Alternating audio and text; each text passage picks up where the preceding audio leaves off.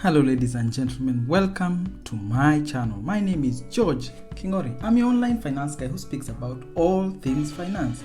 How you can be able to save, how you can be able to invest, and how you can be able to grow your finances. And today I'm going to speak about how to invest in your 40s. I've done similar videos on how to invest in your 20s and how to invest in your 30s, and today I'm going to do a video on how to invest in your 40s. So how do you go about investing at this prime age when you are probably earning the highest you probably will ever earn, and you are much wiser? And remember, you probably have a family and you have some aging parents who may require more urgent medical and healthcare costs that are actually going up. And so you are at a certain stage where your children are also going to school and certain expenses have started creeping up, and you have to live a little bit more intentional than you did in your 20s and 30s. So how do you tackle this issue or this thing called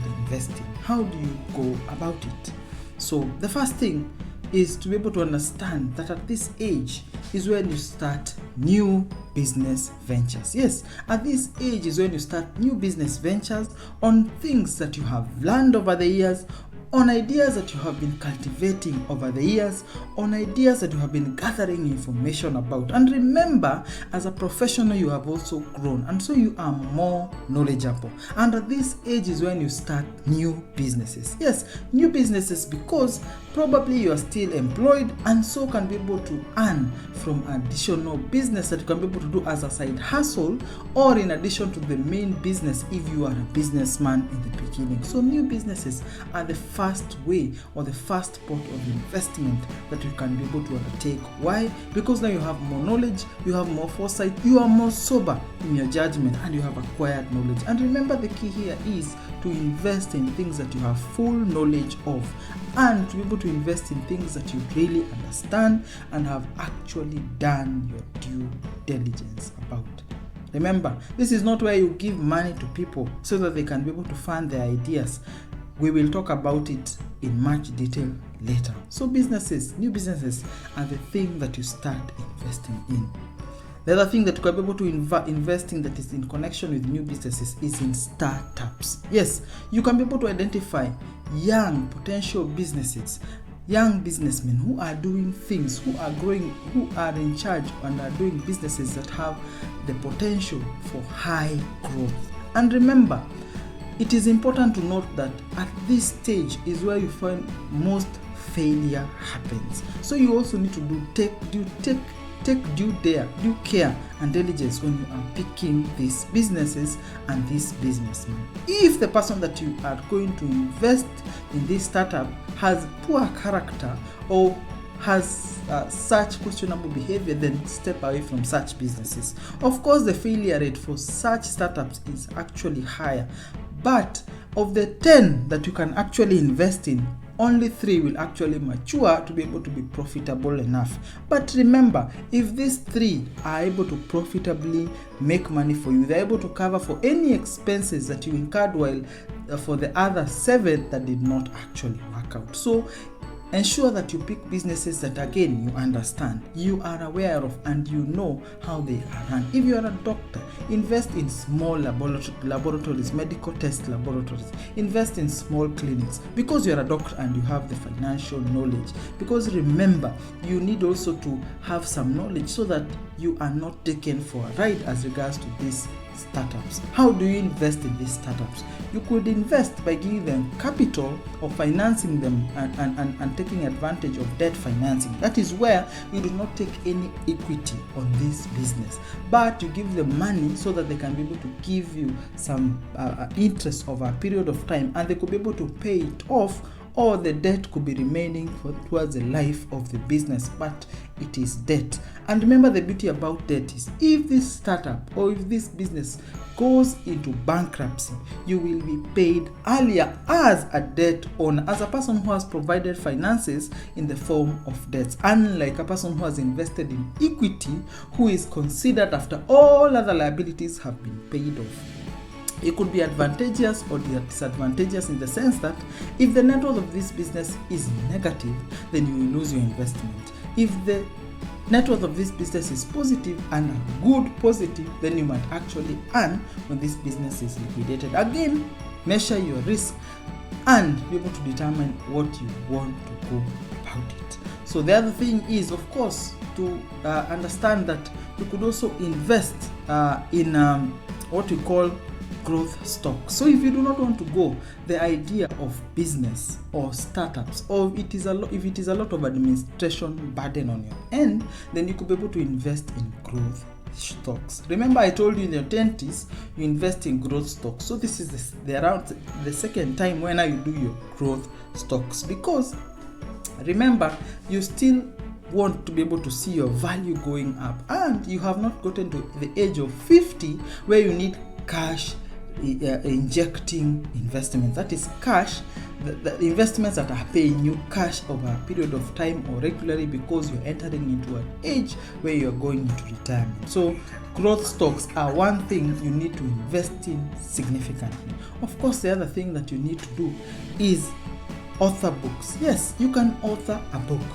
You can ask, how do I author books? What kind of books do I author? Every person can be able to author a book. Every person has the knowledge and the know-how to do it. If you are a teacher, you could be able to come up with books such as drawing books. You'd come with writing books. You could do story books. You could do syllabus books. You could do so many other kind of publishing as regards to books. As a teacher, if you are a finance person, you could come up with financial journals, you come up with financial books, you could write so many things as regards to the knowledge that you have acquired over the years. So think about authoring a book. You do not even need to do physical publishing, because remember, publishing is one of the difficult things that was there in the past that had made people not go into doing anything in the terms of authoring a book, because it was a lot more cumbersome. But today you could do your book and release it in the digital space. If it is successful in the digital space,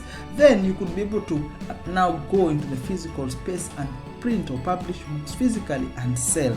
It could be your litmus test of whether your books are actually appreciated out in public. Because remember, because you are a young author, you may not be able to know how much value is out there, or people derive value, how much value is derived from your books and such like things. You could also take this publishing and give it to a third party and be given a percentage of the sales that you make. Things like Kindle publishing and things like that. So you don't need to do the physical walking around as regards to publishing a physical book. So think about authoring and the things that you could be able to do to be able to see books authoring. Remember, at this prime age, you want to build assets or digital assets that could be able to gain value over a period of time. So as you author one book, you author another one. As you improve your skill, as you sell, and as you build your name and your brand, then you'll be able to get sales increasing over a period of time. So think about authoring a book.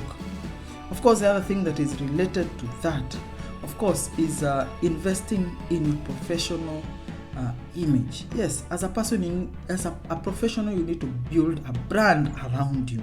So if you are a doctor, you could start YouTube videos and talk about medicine and talk about healthcare and things like that. Topics that you understand and you know and could be of interest to other people. As you build around a brand around you. Why should you build a brand around you in your 40s? Is because as you get into that age, as you look at retirement, you may not be able to work actively, but your engagements that have enabled you to build a brand could be able to provide opportunities for you to earn money without working a 9-to-5 job in your 60s, simply by deriving the benefit of the brand that you are by being able to get short-term consulting gigs based on the brand that you have created. So create a brand. You know who you are. If you're a marketing person, start talking about marketing. Build a body of knowledge around marketing expertise and things like that. And very soon, as you grow and get into retirement, you can be able to do it as a consulting gig. Yes, build a brand. Building a brand will be able to help you grow in your finances in the future as you look at working less and earning more from your investment. So this could be one other investment that could be able to see you derive value in the future. Of course, the other thing is passive income investing. This is the time again to think about investments that are going to give you money without working every single time. So passive income investing. So think about things like dividends. How much are you going to earn dividends? How much are you going to earn in terms of rent? How much are you going to earn in terms of fruit farming, in terms of tree farming, and something that is generating value without you actively being involved in it? Because remember, you need to be able to create value even when you are sleeping, meaning that you should be successful at creating passive income to the point where even if you do not go to work today, you can still earn money from passive means that are generating value for you. So understand the passive incomes that you could be able to pursue, or the passive investments you could be able to pursue to get this passive income, and square out a passive income strategy that could be able to help you derive value even when you are not actively working. Of course, the other thing would be to start making management moves. Start asking yourself, am I growing in this organization? Because remember, at 40, it is a tricky time to be if you are still in your initial stages of your career, meaning that your entry-level job has only allowed you to earn a little bit more money from the incremental monies that you are given, or salary increases that you are given, but you have not moved up the management level. This is the time that start making management moves. If you need to improve your career, maybe do a master's or be able to author or do certain studies to be able to help you to be able to build your management capacity. Investing in management programs, investing in management mentoring programs, but putting yourself out there to be able to be seen as a manager. Because if you are not looking at management at that point, you need to start looking at management going forward. Because remember, you cannot be an officer every other day from 30 to 60.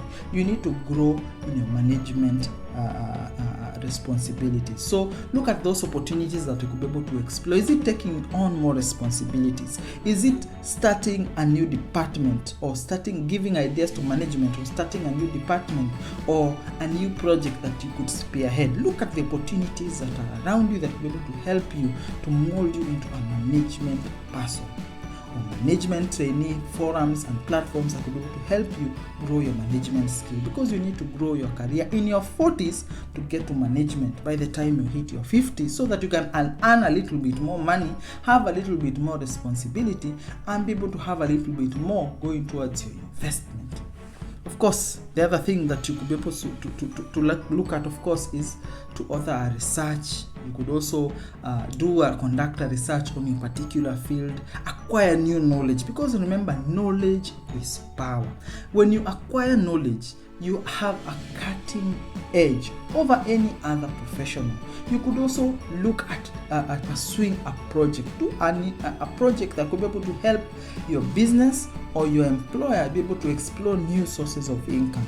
This could help you either acquire the knowledge that you need to set up another business, or be able to grow a new position in your employee where you are actually employed. So author a study, do a research, be engaged in an innovative enterprise. Because remember, at the age of 40, it is very easy for you to get bored as you do menial, continuous or repetitive tasks. So look at opportunities that could be able to pursue or explore to be able to help you grow your creativity and be able to find a space where you can be able to actually grow and mature. I hope that I have been helpful to you. I hope that you are learning, you are growing, and you are better in your finances. And as you grow your wealth, remember to always subscribe to the channel so that you can be able to find this and much more articles that will be able to help you grow in your financial affairs. Thank you, and enjoy your day.